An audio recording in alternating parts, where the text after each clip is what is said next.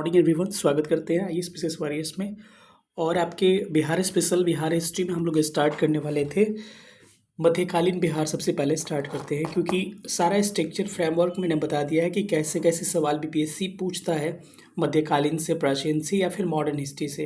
तो प्राचीन के बारे में ऑलरेडी मैं डिस्कस कर चुका हूँ कि प्राचीन भारत का इतिहास जो है नेशनल हिस्ट्री से कवर हो जाता है। तो इसलिए हमने स्टार्ट किया है बिहार की हिस्ट्री, आपको मेडिवल हिस्ट्री से स्टार्ट किया है। और मेडिवल हिस्ट्री में वो सेक्शन जहाँ से सवाल पूछे जाते हैं, इसके 2 पार्ट आएंगे आपको। पार्ट 1 है ये, और सेकेंड पार्ट आपके मध्यकालीन हिस्ट्री के बाद में आएंगे एक और। इसके बाद हम लोग मॉडर्न हिस्ट्री को कवर करने वाले हैं। बहुत इंपॉर्टेंट लेक्चर है, यहाँ से 1-2 प्रश्न निश्चित रूप से हर साल देखने को मिलते हैं। से यहाँ तक कि 69 में यहाँ से 2 सवाल पूछे गए थे।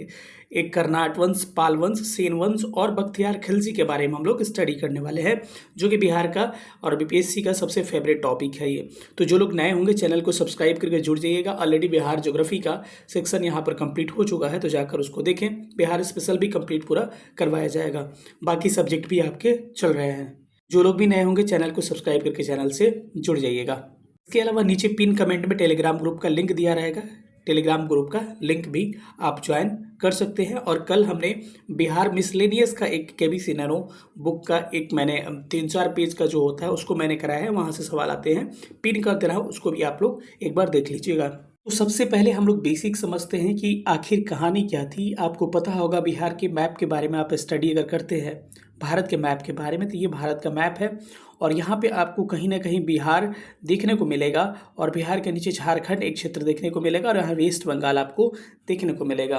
तो ये उस समय एक ही पार्ट हुआ करते थे, एक ही प्रेसिडेंसी हुआ करती थी, और इसमें मुख्यतः 3 शासकों का प्रभाव बिहार में रहा है। और इसीलिए बीपीएससी इन 3 शासकों से सवाल पूछता है। वो शासक कौन से हो गए? एक मिथिला का कर्नाट वंश हो गया, दूसरा पाल वंश हो गया, और तीसरा सेन वंश हो गया। तो बीपीएससी में सेन वंश से सवाल अभी नहीं पूछे गए हैं, लेकिन संभवतः आगे पूछा जा सकता है, क्योंकि मुख्यतः इन 3 ही वंशजों का और 3 ही डायनेस्टी का क्या था यहाँ पर इफेक्ट देखने को मिला था, इसीलिए यहाँ से सवाल लगातार पूछे जाते हैं। चलिए, तो हम लोग देखते हैं कि कर्नाट वंश के बारे में, मिथिला के कर्नाट वंश के बारे में क्या पढ़ना है, इसको हम लोग थोड़ा सा डिटेल में स्टडी करते हैं। तो आपको पता होना चाहिए कि मिथिला का कर्नाट वंश जो था ये नेपाल से सटा हुआ मिथिलांचल का क्षेत्र था, और इसकी जो राजधानी थी नेपाल से सटा हुआ सिमरावगढ़ ही क्या थी, इसकी राजधानी थी। और इस मिथिला के कर्नाट वंश को मिथिला का स्वर्णयुग कहा जाता है, और यहाँ से सवाल भी आपको बीपीएससी में भी पूछा गया है। तो आपको कभी सवाल पूछेगा कि मिथिला का स्वर्ण युग या फिर स्वर्ण एरा किसे कहा जाता है, गोल्ड एरा, तो कहिएगा कि कर्नाट वंश को मिथिला का स्वर्ण युग कहा जाता है। और इसमें क्या ध्यान रखना है, नान्यदेव क्या था? संस्थापक था। तो पूछेगा कि मिथिला के कर्नाट वंश का संस्थापक कौन था, आपको पता होना चाहिए नान्यदेव था। और ये सवाल ऑलरेडी आपको 56 से 59 बीपीएससी 2016 में पूछा जा चुका है। हम लोग क्वेश्चन में आगे डिस्कस करने वाले हैं। इसके अलावा पता होना चाहिए कि एक और शासक होता है नरसिंह देव, और एक आखिरी शासक हुआ करता है हरि सिंह देव। तो बस 3 शासकों के बारे में आपको स्टडी करना है, नान्यदेव, नरसिंह देव और हरि सिंह देव। आपको पता होना चाहिए पहला संस्थापक नान्यदेव था। अब नरसिंह देव के समय क्या हुआ? नरसिंह देव के समय बख्तियार खिलजी तुर्क मुस्लिम आक्रमणकारी का नाम आपने सुना होगा। तो बख्तियार खिलजी के समय पूछेगा कि जब बख्तियार खिलजी बिहार पर आक्रमण करता है, तो बिहार में जब मिथिला में आता है, तो मिथिला में आक्रमण नहीं, मिथिला में जब आता है तो नरसिंह देव से इसकी मुलाकात होती है। और नरसिंह देव जो होता है इसको तबाही करने के चक्कर में लगता है, नरसिंह देव को तबाही करने के चक्कर में बख्तियार खिलजी। लेकिन नरसिंह देव बड़ी चालाक व्यक्ति था, ये इसे नजराना देकर इसको भुलिया के फिर इसको निकलवा देता है यहाँ से, और बेचारी बख्तियार खिलजी खुश होके आगे की तरफ बढ़ जाता है। फिर आगे बाद में चल के ये लक्ष्मण सेन वगैरह का सेन वंश को परेशान किया था। तो आपको पता होना चाहिए। तो ये नरसिंह देव मतलब नजराना का मतलब क्या होगा? एक तरह का गिफ्ट हो सकता है, कि एक तरह का गिफ्ट देके इसे वापस कर दिया। तो हो सकता है ये सवाल अभी तक पूछा नहीं गया है, बीपीएससी का यहाँ पर नज़र होगा, बीपीएससी की काफ़ी पैनी नज़र है। ये सवाल पूछा जा सकता है कि बख्तियार खिलजी किस कर्नाट वंश के शासक के समय आया था बिहार में? तो आपको ध्यान रखना है नरसिंह देव के समय। संस्थापक कौन था? नान्यदेव था। अगला है अंतिम शासक कौन था? हरि सिंह देव था। अब ये कर्नाट वंश बचा नहीं रहा, आखिरकार गियासुद्दीन तुगलक आता है और फिर से आक्रमण एक बार करता है बाद में चल के, और आखिरकार 1378 में आपको यहाँ पर मिथिला कर्नाट वंश की समाप्ति होती है। और सवाल ये पूछा है आपको 60 से 62 बीपीएससी में कि मिथिला कर्नाट वंश के आखिरी शासक का नाम क्या था? हरि सिंह देव। तो क्या आपने जाना पहला शासक का नाम क्या था? नान्यदेव था। बख्तियार खिलजी के समय कौन था? हरि सिंह देव था। और अंतिम शासक कौन था? बख्तियार खिलजी के टाइम पे नरसिंह देव था। और अंतिम शासक कौन था? तो अंतिम हरि सिंह देव था। अगर ऐसा भी हो सकता है कि इसका क्रम भी पूछेगा तो ध्यान रखिएगा, नान्यदेव, नरसिंह देव और हरि सिंह। एन हटा दीजिएगा, नो नेशनल हाईवे, NNH करके क्या होगा इसका टोटल शासकों का ये दौर हो गया। तो बस इतना ही सवाल आपके कर्नाट वंश से पूछे गए हैं और इतना ही पूछे जा सकते हैं, ज़्यादा आपको प्रेशर में आने की आवश्यकता नहीं है। मैथिली भाषा का विकास ऑलरेडी 69 बीपीएससी 2023 में पूछा है इसी से कि मैथिली भाषा का विकास किसके समय होता है, तो इसी शासक के समय, इसी मिथिला के कर्नाट वंश के समय होता है। अब हम चलते हैं थोड़ा सा पाल वंश के बारे में। पाल वंश भी बिहार स्पेशल के लिए, बिहार हिस्ट्री के लिए काफ़ी इंपॉर्टेंट चैप्टर है, इसको हम लोग थोड़ा सा स्टडी करते हैं। तो आपको पता होगा पाल वंश का स्थापना जो था 8th सेंचुरी में हुआ, यानी कि 8वीं शताब्दी में होता है। कई लोग 8वीं शताब्दी में कंफ्यूज करते हैं। तो 700 कंप्लीट होने के बाद से 799 के बीच में जो भी शताब्दी आएगी सो हम लोग 8वीं शताब्दी से डिनोट करते हैं, समझ लीजिए। अब सवाल पूछेगा कि संस्थापक कौन था, तो ध्यान रखिएगा गोपाल क्या था? गोपाल इसका संस्थापक था। कभी पूछेगा गोपाल मिथिला ये आपके पाल वंश के संस्थापक का नाम क्या था, तो आपको याद रखना है कि गोपाल क्या था? पाल वंश का संस्थापक था।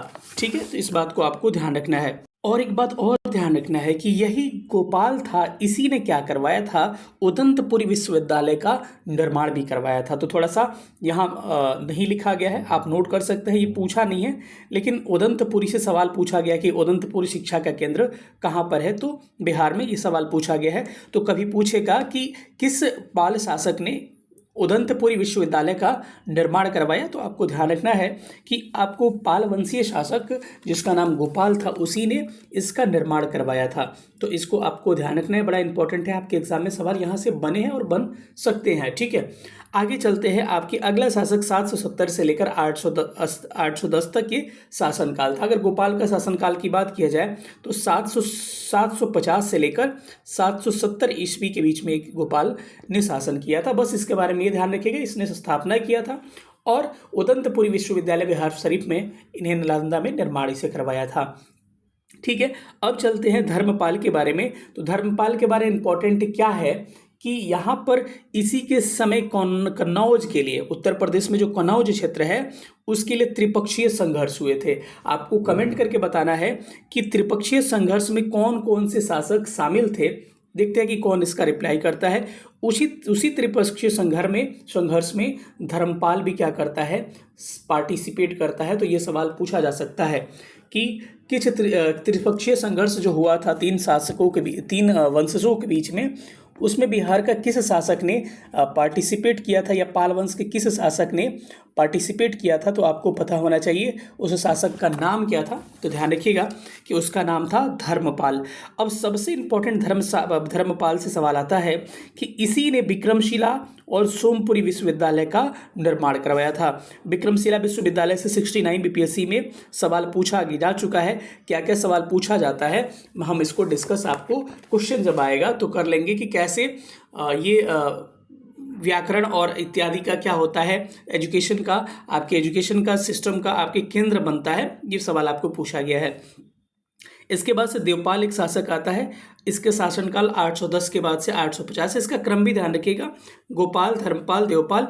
और इसकी खास बात क्या है कि ये पाल वंशों की शासक की राजधानी ये मुंगेर स्थानांतरित करता है। ये पूछा नहीं गया है, लेकिन ध्यान रखिएगा कि पूछेगा कि किस पाल वंश के शासक ने राजधानी को मुंगेर स्थानांतरित किया था। तो ध्यान रखिएगा कि मुंगेर को राजधानी बनाने वाला शासक कौन था? देवपाल था। ठीक है, धर्मपाल के बारे में एक और पॉइंट याद रख सकते हैं, इंपॉर्टेंट है कि ये नालंदा विश्वविद्यालय के 200 गांव दान दिया था। ये इसलिए मैं बता रहा हूँ क्योंकि 69 में आपको ऑलरेडी विक्रमशिला से सवाल पूछा जा चुका है और नालंदा विश्वविद्यालय के न्यू कैंपस का इनॉग्रेशन हाल ही में प्रधानमंत्री मोदी ने किया है। तो हो सकता है यहाँ सवाल बन जाए। तो ध्यान रखिएगा कि धर्मपाल ही वो शासक है जो 200 गांव नालंदा विश्वविद्यालय की देख रेख के लिए आर्थिक सहायता प्रदान की थी। आपको कमेंट्स करके बताना है कि नालंदा विश्वविद्यालय का निर्माण किस शासक ने करवाया था। चलिए अब आगे थोड़ा सा हम लोग बढ़ते हैं और इसके आगे क्या सवाल पूछा जा सकता है, आइए देखते हैं। अब आइएगा तो उदंतपुरी बिहार शरीफ के प्रसिद्ध मठ का निर्माण इसी ने करवाया है, मैंने ऑलरेडी बताया। देवपाल ने जावा के शासक बालपुत्र देव के अनुरोध पर नालंदा में एक बौद्ध विहार की देखरेख के लिए 5 गांव अनुदान दे दिए। अब कंफ्यूज नहीं होना है, मैं कह रहा था कि धर्मपाल जो था नालंदा विश्वविद्यालय के लिए आर्थिक सहायता के रूप में 200 गांव दान दिया था, लेकिन ये जो है देवपाल ये कुछ और कर रहा है। क्योंकि एक बार सवाल पूछा है कि जावा सुमात्रा क्षेत्रों से, जावा सुमात्रा का मतलब क्या होगा, इंडोनेशिया, आपने ज्योग्राफी पढ़ा होगा। तो जो जावा सुमात्रा क्षेत्रों से बिहार के शासकों का संबंध था। तो एक बार ऑलरेडी सवाल ये पूछा जा चुका है, इस बात को आपको ध्यान रखना है। तो ध्यान रखिएगा वही जावा सुमात्रा की तरफ इंडोनेशिया का एक शासक था जिसका नाम था देवपाल। ऑलरेडी ये सवाल बीपीएससी में पूछा जा चुका है, ध्यान रखिएगा, इसको हल्के में मत लीजिएगा, इसको 64 बीपीएससी में पूछा जा चुका है। तो यही देवपाल जो था, पालपुत्र देव इंडोनेशिया का शासक अनुरोध किया कि हमको नालंदा में बौद्ध विहारों की रक्षा के लिए देख रेख के लिए 5 गांव चाहिए। तो यही देवपाल ही 5 गांव इसको दिया था। इसी से एक बात मुझे और याद आ गया कि अगर कहा जाए कि पाल शासक किस धर्म को मुख्य रूप से संरक्षण दिया, तो ये बौद्ध धर्म को मानने वाले व्यक्ति थे पाल शासक, ठीक है, ध्यान रखिएगा। 5 गांव अनुदान दिए, बस आपको इससे यही सब बातें ध्यान रखनी है। अब बख्तियार खिलजी हमारे लिए बहुत इंपॉर्टेंट है। अब बख्तियार खिलजी से सवाल क्या पूछा जाता है कि यह बिहार और बंगाल पर आक्रमण करने वाला प्रथम मुस्लिम आक्रमणकारी या फिर प्रथम तुर्क शासक था। तो सवाल पूछेगा कि बिहार और बंगाल पर आक्रमण करने वाला प्रथम मुस्लिम आक्रमणकारी का नाम क्या था, तो कहिएगा बख्तियार खिलजी उसका नाम था। ये मुस्लिम शासन के युग का प्रारंभ जो है बख्तियार खिलजी के समय से ही माना जाता है और इसने उदंतपुरी किसने बनवाया, गोपाल ने नालंदा विश्वविद्यालय विक्रमशिला विश्वविद्यालय को नष्ट कर दिया। तो ये सवाल पूछा जा सकता है कि किस शासक ने उदंतपुरी नालंदा विश्वविद्यालय या विक्रमशिला विश्वविद्यालय को बर्बाद किया, तो बख्तियार खिलजी ने किया। और ये विक्रमशिला विश्वविद्यालय है कहाँ पर मेरे भाई, याद रखिएगा ये भागलपुर में अवस्थित है। मैं यहाँ नहीं लिखा हूँ लेकिन इसे 69 में सवाल स्टेटमेंट के फॉर्म में पूछा है कि विक्रमशिला विश्वविद्यालय कहाँ है, भागलपुर में अवस्थित है। तो इसके समय बिहार बंगाल में सेन लक्ष्मण सेन का शासक था। जब बिहार में आक्रमण करता है तो याद करिए कर्नाट वंश में कौन था भाई, कर्नाट वंश में कौन था, नरसिंह देव था। और वही आया जब सेन शासकों के समय, तो सेन शासक के समय एक लक्ष्मण सेन शासक हुआ करता है, कहाँ पर, आपके सेन शासक में, ठीक है। सेन लोगों को यहाँ नहीं पढ़ेंगे, क्वेश्चन के थ्रू थोड़ा बहुत उनके बारे में जानकारी ले लेंगे। बख्तियार खिलजी की हत्या उसके अधिकारी अली मर्दान के द्वारा कर दी जाती है और उसके 100 को बिहार के इमादपुर गांव, इमादपुर कहाँ है, नालंदा के बिहार शरीफ में है, वहां दफना दिया जाता है। वो बख्तियार खिलजी जिन्होंने बिहार को तबाह कर दिया था, उसी बख्तियार खिलजी का अंतिम सांसें चली कहाँ पर, इसी बिहार में। और बिहार में क्या किया गया, इसको दफना दिया गया। और इसी का एक अधिकारी था अली मर्दान, जिसका नाम था, थोड़ा बीमार के कंडीशन में था बख्तियार खिलजी, और इसको मार के इसकी मृत्यु हो जाती है और इसको बिहार शरीफ इमादपुर गांव में इसको दफना दिया जाता है। ये प्रश्न इंपॉर्टेंट है, पूछा जा सकता है, पूछा नहीं गया है।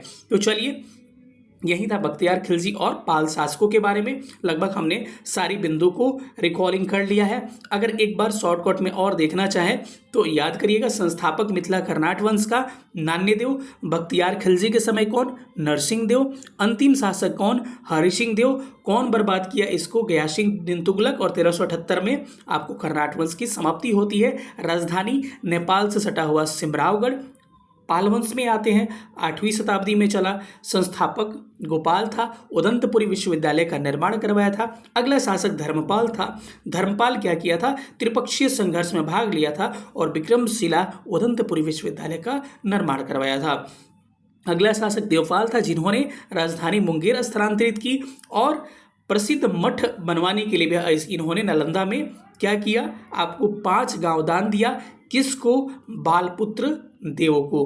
बख्तियार खिलजी बिहार पर आक्रमण करने वाला प्रथम मुस्लिम या फिर तुर्क आक्रमणकारी था और इसने उदंतपुरी नालंदा विक्रमशिला विश्वविद्यालय को तहस नहस कर दिया। कहा जाता है कि जब ये जलाया था नालंदा विश्वविद्यालय को तो वर्षों वर्षों तक इसकी किताबें जलती रही थी। इसके समय बिहार बंगाल में लक्ष्मण सेन शासक हुआ करता था। हत्या किसने की? इसी के अधिकारी, यहाँ इसको करेक्ट कर लीजिएगा, अधिकारी नहीं होगा, अधिकारी होगा, ठीक है। तो इसी के अधिकारी जो था अली मर्दान के द्वारा उसको मार दिया जाता है और इसके शव को बिहार शरीफ में दफना दिया जाता है। अब चलते हैं हम लोग क्वेश्चन वाले सीरीज पर। उम्मीद करते हैं थ्योरी आपको अच्छा लगा होगा। अब चलिए क्वेश्चन सेशन को स्टार्ट करते हैं और आपको पूरा नोट करके रखना है 1 2 3 4 करके अपने कॉपी पे, क्योंकि मैंने थ्योरीज पढ़ा दिया है। आप अपने आप को टेस्ट करिए कितना प्रश्न आप सही कर पा रहे हैं और मेरे प्रश्न का उत्तर बताने से पहले अपने कॉपी में उसका आंसर लिख लीजिए। सही हो रहा है सही करिए, गलत हो रहा है गलत करिए। पहला क्वेश्चन स्क्रीन पे दिख रहा होगा कि पूर्व मध्यकालीन बिहार में मूल रूप से किसने शासन किया? तो आपको पता होगा कि मैंने ऑलरेडी बताया था इसके बारे में कि पूर्व मध्यकालीन युग में क्रमशः 3 शासकों ने पाल, कर्नाट और सेन ने शासन किया। तो इस प्रश्न का करेक्ट आंसर क्या होगा? उपयुक्त में से सभी ने इसमें शासन किया। अगले प्रश्न पर मूव करते हैं। अगला क्वेश्चन आपको दिख रहा होगा स्क्रीन पे। अगला क्वेश्चन कह रहा है कि पाल वंश का संस्थापक कौन था? तो ऑलरेडी मैंने बताया था कि पाल वंश का संस्थापक कौन था? गोपाल था। गोपाल ने ही उदंतपुरी विश्वविद्यालय का निर्माण करवाया था। धर्मपाल क्या करवाया था भाई? धर्मपाल 200 गांव दान दिया था नालंदा विश्वविद्यालय के लिए आर्थिक सहायता के रूप में और भागलपुर में विक्रमशिला विश्वविद्यालय का निर्माण करवाता है। इसको परम सौगात की भी उपाधि दी जाती है। देवपाल क्या करता है? इंडोनेशिया के शासक बालपुत्र देव को आपको 5 गांव दान देता है नालंदा में आपके एक मठ के निर्माण के लिए। अगले प्रश्न पर आते हैं। तो इस प्रश्न का करेक्ट आंसर क्या होगा? Gopal is right answer. चलिए अगले सवाल पर चलते हैं। अगला प्रश्न आपको क्या कह रहा है? अगला प्रश्न देखिएगा, कह रहे कि मुंगेर विहार को अपनी राजधानी के रूप में बनाने वाला पाल शासक कौन था? तो ऑलरेडी हमने बताया कि मुंगेर को अपनी राजधानी के रूप में गोपाल ने बनाया था। तो प्रश्न का करेक्ट आंसर गोपाल हो जाएगा। रामपाल भी इसी का शासक होता है, पाल वंश का ही, लेकिन इंपॉर्टेंट नहीं है तो मैंने डिस्कस इसके बारे में नहीं किया। चलिए अगले प्रश्न पर आते हैं। अगला प्रश्न कह रहे हैं कि नालंदा विश्वविद्यालय के खर्च के लिए 200 गांव अनुदान के रूप में किसने दिया?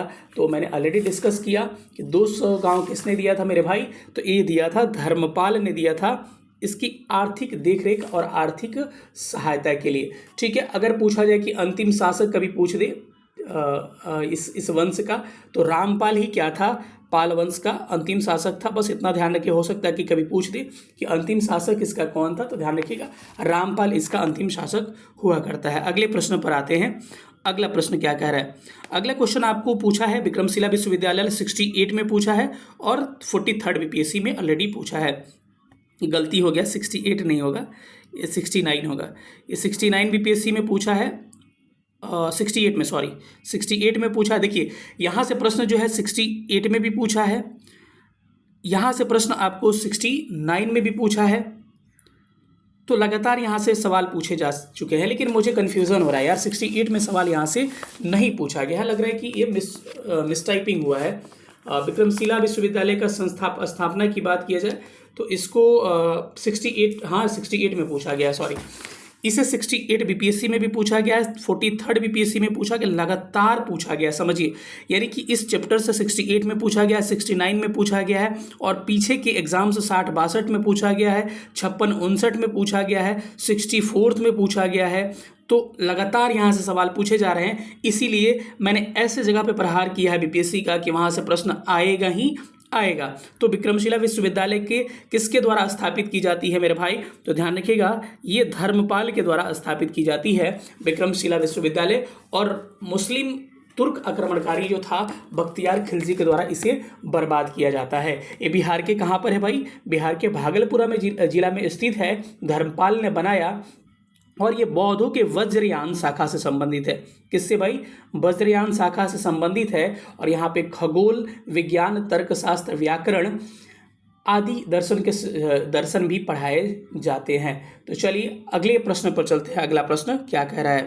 अगला क्वेश्चन आप देखिएगा स्क्रीन पर, ये पूछा गया है आपको 64 बीपीएससी यहाँ पर देख पा रहे होंगे। 64 में पूछा है यहाँ से कि स्वर्ण भूमि का वह राजा कौन था जिसने नालंदा में एक बौद्ध विहार की स्थापना की तथा उसके देख रेख के लिए अपने दूत द्वारा देवपाल से 5 गांव दान देने की लिए प्रार्थना किया। तो ऑलरेडी हमने डिस्कस किया कि कौन था भाई, बालपुत्र देव था जिसने 5 गांव लिया था किससे, आपके देवपाल से, और नालंदा में बौद्ध मठ के देखरेख और निर्माण के लिए। चलिए नेक्स्ट सवाल पे चलते हैं। अगला प्रश्न आपको क्या कह रहा है इसको हम लोग पढ़ते हैं। अगला प्रश्न आप देख पा रहे होंगे स्क्रीन पर, 7 नंबर क्वेश्चन है और 7 नंबर क्वेश्चन क्या कह रहा है, पढ़िएगा कि किस शासक ने उदंतपुरी बिहार शरीफ में बौद्ध विहार की स्थापना की थी। तो बौद्ध विहार की स्थापना की थी उदंतपुरी में किसने, ऑलरेडी बताया था, किसने, गोपाल के द्वारा की गई थी। तो प्रश्न का करेक्ट आंसर क्या हो जाएगा, ए हो जाएगा। अगले प्रश्न पर चलते हैं। अगला प्रश्न आपको क्या कह रहा है, देखिएगा, उदंतपुरी शिक्षा निम्न में से किस राज्य में अवस्थित है? 60 से 62वीं बीपीएससी में कोई बीपीएससी छूटा नहीं है इससे। उदंतपुरी शिक्षा का केंद्र बिहार में ही स्थित है। तो क्या हो जाएगा, इसका प्रश्न का करेक्ट आंसर हो जाएगा ए। उदंतपुरी आपको कहाँ पर है, बिहार के किस जिला में, ऑलरेडी मैंने बताया अभी कुछ देर पहले, याद होगा तो एक बार कमेंट भी कर दीजिएगा, आपका भी रिवीजन हो जाएगा। ठीक है, चलिए अब ये 69 बीपीएससी लोग कहते हैं ना हार्ड है। चलिए इस क्वेश्चन को मैं बना के दिखा देता हूँ, एलिमिनेशन से भी बन जाएगा और कोशिश करिएगा तो ये आसानी से आपका फैक्ट पे भी बन जाएगा। कह रहे ये बिहार के वर्तमान बांका में है। क्या मैंने बताया कि बांका में है? नहीं, कहाँ पे है, आपके भागलपुर में है। तो ये क्या प्रश्न पूछा कि कौन सा कथन गलत है? तो कथन एक गलत है, तो एक बी वाले में नहीं है, तो बी एलिमिनेट हो जाएगा। ठीक है, इसकी उपयुक्त में से कोई नहीं तो होगा नहीं क्योंकि ये गलत हो गया। इसकी स्थापना पाल वंश के शासक गोपाल ने किया था। अरे भाई, गोपाल ने नहीं, धर्मपाल ने किया था। तो क्या हो जाएगा, दो भी इनकरेक्ट हो गया। तो इसमें से ऐसे ही ऑप्शन निकल गया। बौद्ध धर्म का वज्रयान शाखा का यहाँ फला फूला बिल्कुल सही है, मैंने बताया था।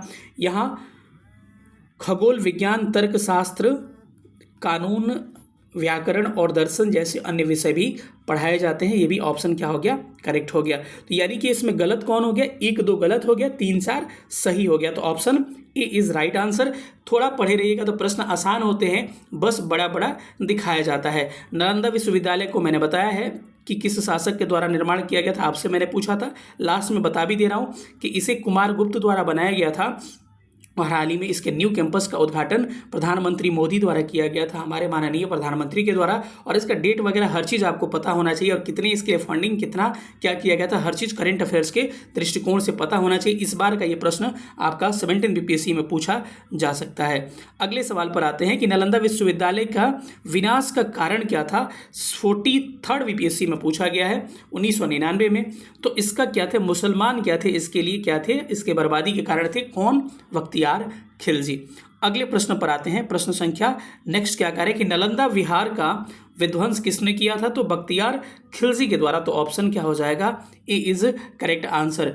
अब अगले सवाल पर चलते हैं। अगला प्रश्न आपको क्या कह रहा है, अगला प्रश्न देखिएगा, कह रहा है 64 बीपीएससी में पूछा गया है कि बिहार पर बख्तियार खिलजी के पहले हमला का विवरण किससे मिलता है? तो ये थोड़ा सा इंपॉर्टेंट क्वेश्चन है, ध्यान रखिएगा कि बिहार पे हमले का पहला जो विवरण मिलता है तबकाते नासरी से मिलता है। और तबकाते नासरी का लेखक कौन है ये आपको पता होना चाहिए। ठीक है, बड़ा इंपॉर्टेंट किताब है। मिनहाजुल सिराज क्या है, इसका लेखक है तबकाते नासरी का। और इसी से बिहार पर खिलजी के आक्रमण का, बख्तियार खिलजी के आक्रमण का पहला विवरण मिलता है। तो 64 बीपीएससी में पूछा गया है। फिर एक क्वेश्चन 60-62 वाला आ गया, लगातार यहाँ से सवाल पूछा गया है, इसको हल्के में मत लीजिएगा। बिहार का प्रथम मुस्लिम विजेता कौन था? तो वही था, कोई नहीं, बख्तियार खिलजी था। अली मर्दान कौन था भाई? यही मारने वाला इसका अली मर्दान था। ठीक है, अगले प्रश्न पर चलते हैं कि बिहार में तुर्क सत्ता का वास्तविक संस्थापक कौन था? तो पता होना चाहिए कि कौन था, बख्तियार, कहाँ चला गया, इब्न बख्तियार खिलजी भी कहा जाता है। तो क्या होगा, ऑप्शन बी इसका करेक्ट होगा। हाँ बिल्कुल, ये करेक्ट रिपीट हो गया शिक्षा। हाँ देखिए, अब देखिए 64वीं में भी पूछा, 67वीं में भी पूछ दिया कि बिहार में तुर्क सत्ता का वास्तविक संस्थापक कौन था। 67 बीपीएससी के री एग्जाम कैंसिल होने के बाद जो एग्जाम हुआ था उसमें भी पूछ दिया, बख्तियार खिलजी क्या हो जाएगा, इसका करेक्ट आंसर होगा। थोड़ा फास्ट चल रहा हूँ क्योंकि ऑलरेडी थ्योरी आपको बहुत समय देके मैंने पढ़ाया है। अब प्रश्न आता है कि बिहार में तुर्क सत्ता की स्थापना कब मानी जाती है। इंपॉर्टेंट प्रश्न है, ध्यान रखिएगा। तो 1198 में, कब 1198 में बिहार में तुर्क सत्ता की स्थापना का श्रेय दिया जाता है। अगले सवाल पे चलते हैं, सवाल नंबर 17 नंबर पर चलते हैं।